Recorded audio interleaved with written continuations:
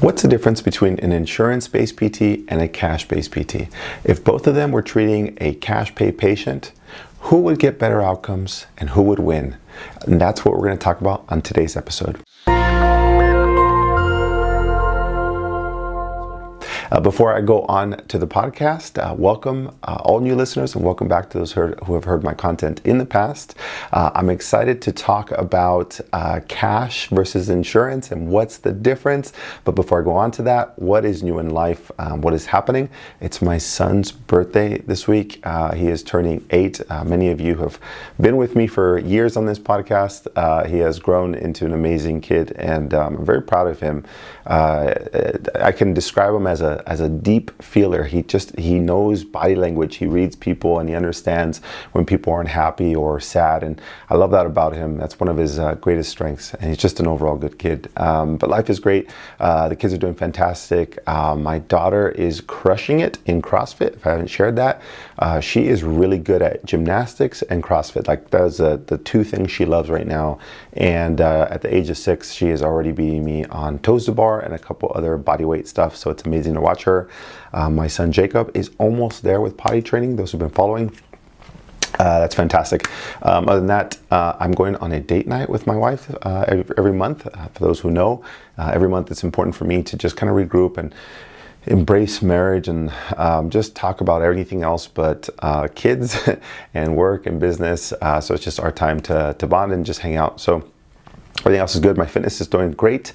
I launched my Cash PT Clinical Elevation course. We have 3 attendees, which is fantastic. We're just looking for a few more to be able to start that in October. And I did promise on my last few YouTube videos that we were going to launch a new service for patients all over the world. And that was launched on my Instagram at Chris Garcia DPT.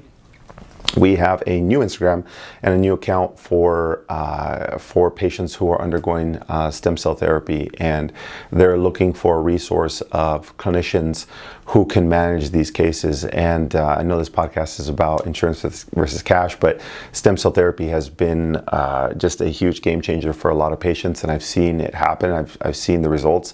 And these patients, while they put this money and time invested into this, the recovery process, just like a surgery, is half the battle. And so when they typically go out to orthopedic settings, maybe insurance-based, and that's what we're talking about that today, they don't get the solutions they need, and a lot of times they don't get the outcomes. So we're creating a network for PTs all over the world to be able to serve these people because they need it and they deserve it. And so that's what we're doing next. So, all right, let's go into the podcast. Why are we talking about this? All right, there's several layers while I'm talking about this, but it's ultimately to save you 2 to 3 years of your life, $25,000 to $150,000 of potential wasted time and money that you can have into considering being a cash-based PT. And this came off of a mentorship session I actually had with a PT who was their first year in. And they are now getting it. They're in the groove. They finally understood it. They're using a proper framework, a proper script. They're using great plans of care. They're using a good outline on how to help people across a year and beyond and improve their health. And I asked them, what's been the biggest change now that they have steady flow and good schedule? They said, I was using what I had learned, in PT school, but also, you don't know any different. That's ultimately it. You don't think that cash is any different because you just have more time and you're seeing the same customer. Literally, you can see that same customer, same patient in the clinic on a Friday, and they decide, I'm going to go cash on Monday, and they go to another physical therapist and they might receive the same care, and they're like, wait, why does that change? And we're going through that whole process in a very great conversation, and I want to share with you because I think there's a lot of you out there who might be considering it or in it, and maybe you think you're doing good. So I'm going to give you some good tips to be able to refine a couple things that you're doing great. But ultimately, if you're in your first 1 to 3 years and you're grinding, I can tell you I can save you time. I can save you, more importantly, money. The reality is I see people who are willing to put in that time and they're willing to hustle and you're not scared of that. But look, in hindsight, There's faster, more efficient ways to do it, and we'll explain more about it. But it just came from a good conversation, and I think that you all have that same question, or you've had it at one point, and so you're like, well, was it the right decision? Could I have done that better? You know, you're always kind of marinating in your head, and I wanted to go through that with you. So that's what we're talking about today's podcast. This is for somebody established who is looking to refine, and maybe they've already wasted that time. They're like, gosh, I wish I knew this sooner. You have the person who is in the grind and looking for a way out a little bit more efficiently, and potentially somebody who is about to start and they have their head on straight and they're like, I don't want to waste time or money. I'd rather figure this out from the beginning. Those three people, somewhere in there you'll find yourself. So, all right, here we are. Let me describe the difference between insurance and cash. You know, so first, we all know what insurance is, because let's think about this. You as a clinician, you were born and raised. if PT school was a parent, you were born and raised with the mindset that you are going to get the skills to be able to deliver in a factory-like setting. You were born and bred to be like in an Amazon factory. Think about that, right? Amazon factories have like a product line, and you put the tape on the box, and you put things in, tape it in here, and you scan it, and then you move it on to the next conveyor belt, and then you just watch things happen, right? Like you're part of the process. And the customer orders online, you see it on the screen, they see it on the screen, they go through the process, and they do it. So you're being told what the order is, right? You're looking at the screen, what's the order? Like kind of like McDonald's, right? You're working at McDonald's. You see the order, it's telling you what to do, it comes down the pipeline, you build the burger, you put in the wrapper, boom. And at the end of the day, you're like, gosh, that's a lot, because I just packed, 100 or 1,000 Amazon boxes, or I packed 87 Happy Meals, or 1,000 Happy Meals. And that's what you were born to do. That's what you were trained to do as a clinician. Now, that's not why you got into the profession, but think about this. PT school essentially said you have to abide by our standards to be able to pass our board, right? So the PT school says the standard is the board exam, and the board exam says, well, we're going to go to the standards of what insurance typically does. You have to manage pain, you have to manage impairments. And then the APTA says we're going to agree with this. So insurance and APTA are kind of like the head honchos. They're the ones who are like, we're going to tell you how to think. APTA, insurance-based companies. Got it. They design or they dictate what is going to be on the exam, because those exams have to be able to like support what's going to be ethical and good and everything else. So they're teaching you to be a robot. And you take the test and you're like, that's fantastic. I'm ready to rock and roll. I'm going to make a change in this world. And then you go to an insurance-based setting and you're like, all right, this is it. Today's my first year out, my first week on the job, and I'm going to make a difference. And then you realize you get a bunch of orders. You get 28 orders in a day, and you're like, well, I got to fulfill on patient number 1, 2, 3, and 4 in the first hour. Got it.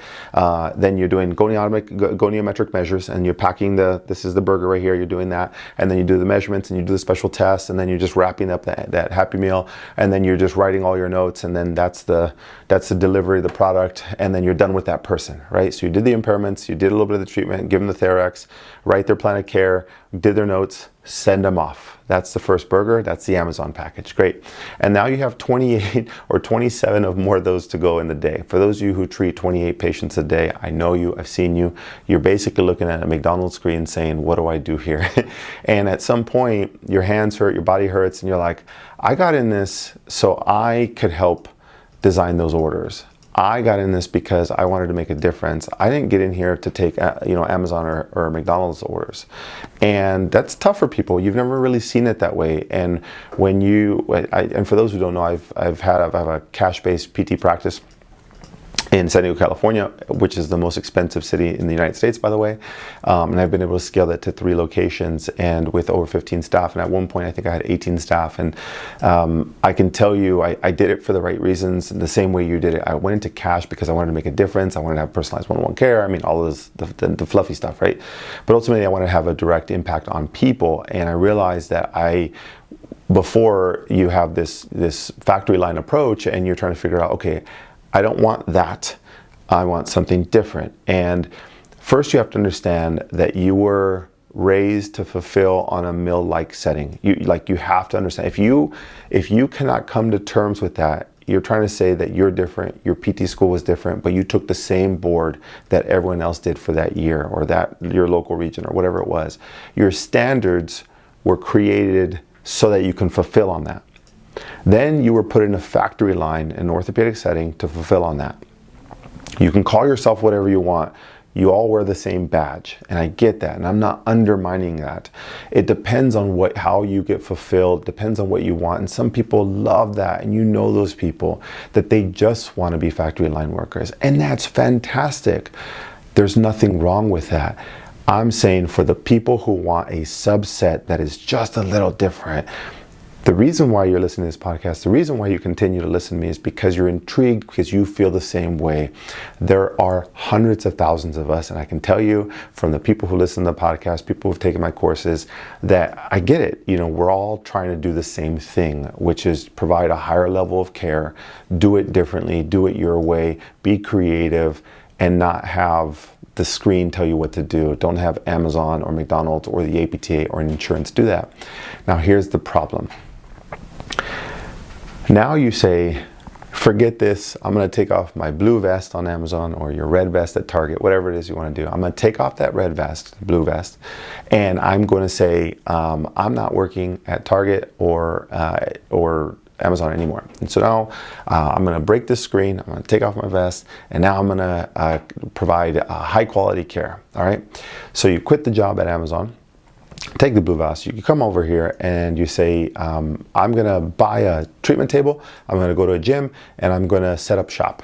Fantastic.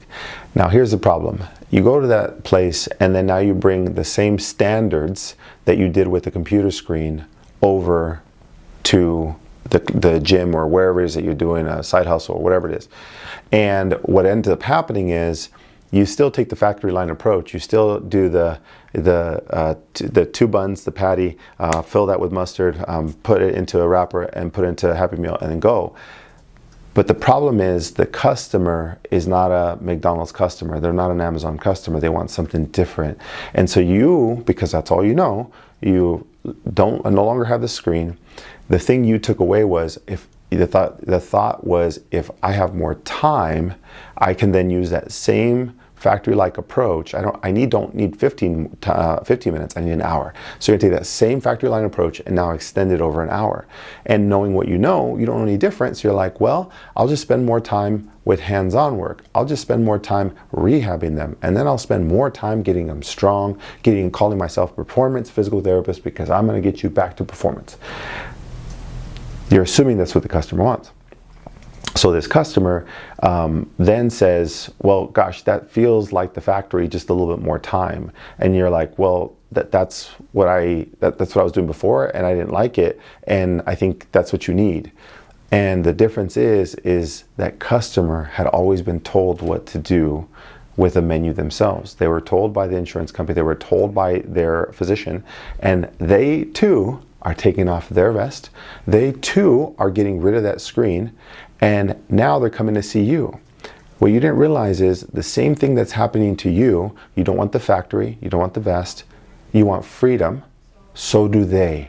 And what that changes is, now you have a person with no vest, no screen, no more McDonald's. You have the provider with that same process, and now they're coming together.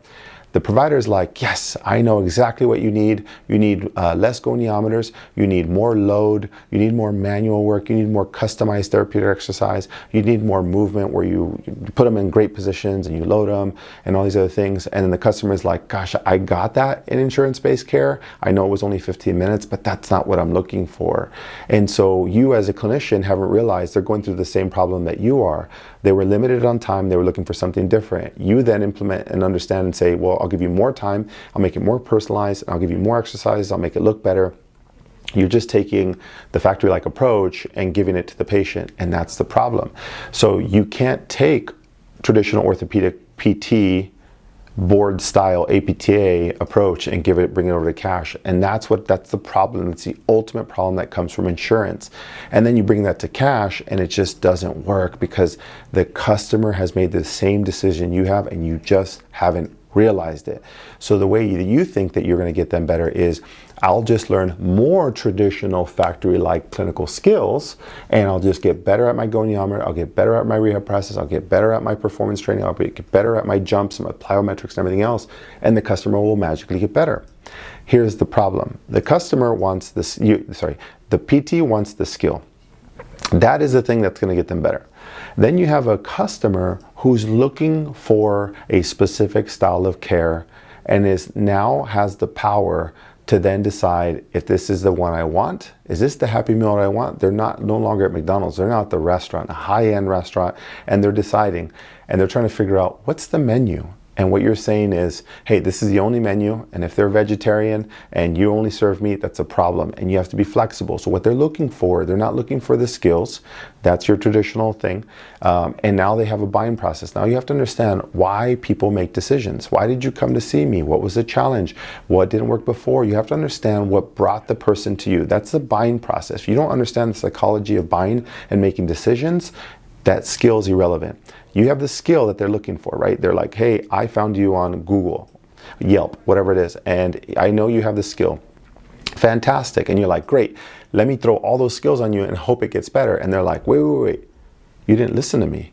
I wasn't looking for those skills.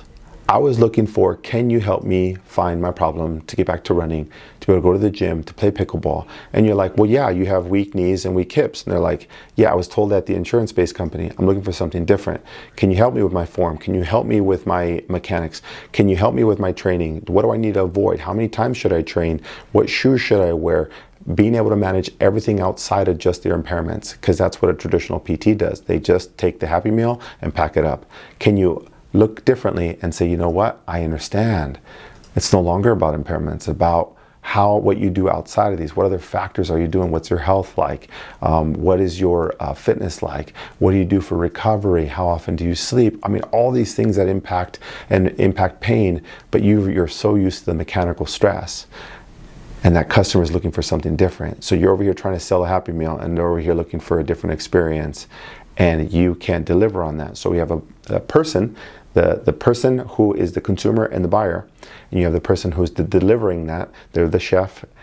The problem is now you can't convey and meet in the middle. You're over here trying to shove it down their throat and saying, this is what you need, and they're like, all right, well, fine. I guess you're just another person on the belt. I've been to 3 other people. You can't solve it. And just going cash and having more time with them and better skill and better equipment is not the answer. And that's what most cash-based PTs, when they're new, they come in, they're like, I'll get a lot of equipment, a lot of barbells, all the fanciest things I can do, the best products that you can find out there. I've taken all the courses. That will solve the problem. And the customer's like, I don't need that. I've already been to that. I'm actually intimidated by that. And you're like, wait, I thought that's what you needed, because in insurance, that's what everyone was looking for. No, that's what the PT was looking for, not the consumer. The consumer was always looking for an answer. That's why they go to different disciplines. And your job here is to understand the buyer, understand their process, and then understand that what you have is only a portion of what they need. They need a grander scale. It's not just mechanics. It's more about their health. It's more about their fitness and wellness and how you serve them as a person, as a human. Now, the last part is, you have to have a standardized process. Once you come in, a lot of times cash-based PTs, new from insurance, come in and they're like, I have freedom. So now I'm used to having the screen up there. Now I'm just gonna go free and say, you know what, no structure. I'm going to be a complete PT hippie, and I'm just going to say, you know what, there's no structure here. We're just going to, whenever you come in, yeah, we'll talk about it, and then it's all going to be customized to you. I don't even know what we're going to do, but when you come in, we'll assess it. And what that does is, and that might work for 1 or 2 people, or your local, you're the people around you who have been looking forward to you doing it, trying to support you, and that works for them.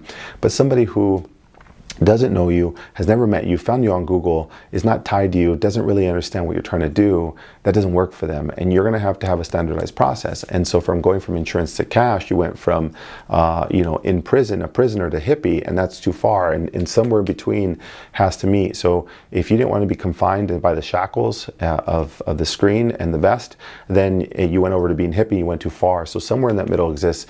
And when you're trying to design a process, this is where where you'll thrive, is once you have a standardized evaluation process and you have it dialed into the minute. What you say is very consistent. The plan of care that you create is consistent. The number of rehab progressions that you provide is consistent, and the timing of everything is consistent. And that's still a factory line, but with personalization. And that's what you have to understand. Insurance locked you in. Cash, you went too free and hippie, and you need to come back to the center and have structure. And that's where most insurance-based PTs will just drown. They will not win. I titled this, who will win? And a true good cash PT who will survive and thrive in business understands this, has developed the process and moved on, and maybe even brought on another cash PT with them. And that's a whole different story, and we'll do more episodes on that. But ultimately, if you can't get this dialed in, then your schedule's empty. You stay in home health, side hustles, mobile therapy, whatever it is, and you can't get this dialed in. And you keep thinking, well, it's my skill, it's my skill, it's my skill. It's not your skill. You're just applying what you learned in the factory-like setting to a cash-based setting, and understanding you don't know the customer, you don't have a process, and all you thought was, I'll just get more skill and get more equipment and purchase, and that will solve their problem. But that won't. And that's why I'm trying to save you thousands of dollars. Up to 150 is what I've heard in the past, in the first 3 to 4 years of business. Somebody approached me for mentorship, and we went through everything that they had wasted, and it was about 150 that we could have saved them over time by just standardizing it earlier and creating that process. So you'll probably find yourself in that, whether you're new or attempting, or you've established, you're like, I learned this in my 5th year or whatever it is. So who wins? A cash-based PT who has this process. An insurance-based will never win, no matter how good your skills are. And truly, if you have 10 years of experience as an insurance-based, you can still fail immediately in cash because you don't understand this process. The skill is irrelevant at this point. So if you find yourself in that and you're looking for solutions, consider taking my Cash PT Clinical Elevation course. It's where I share my tips and my strategies just to outline this exact process. I get it. You went from factory to hippie, and now you're trying to find a solution, or you're in the factory and you don't want to just waste the time, figuring out for 1 to 2 years and making those mistakes. It's a perfect course for you to figure out what the process is, what are the scripts, what would you do in the first 10 minutes, what your therapeutic structure would be, how do you get them over to wellness programs, what do you do on the strength and conditioning side, what do you say for your plans of care, what are ideal plans of care, what are your packages, how do you run that, ultimately how do you create success for a person who's injured, all the way to pain-free and beyond, and you can support them with their life and their family and their kids, and it feels good without being salesy, and you feel amazing about humans, helping humans. And that's ultimately what you're trying to look for. And right now you just thought, well, if I just get more time with them, I'll actually get them better. And you and I now know that's not the case. I've been mentoring cash PTs for over 10 years now, and I can tell you that is not the solution, and I'm trying to save you time. So if you're interested in the course, head on over to drchrisgarcia.com/elevation. I'd love to see you in the course. If I don't see you in the course, I will see you on the next episode. Take care. Hi, if you found this video helpful, please give it a thumbs up. Don't forget to subscribe and hit the bell notification for my weekly tips on treating cash pay patients, becoming that expert in your community, and thriving in business. Thanks, and I'll see you soon.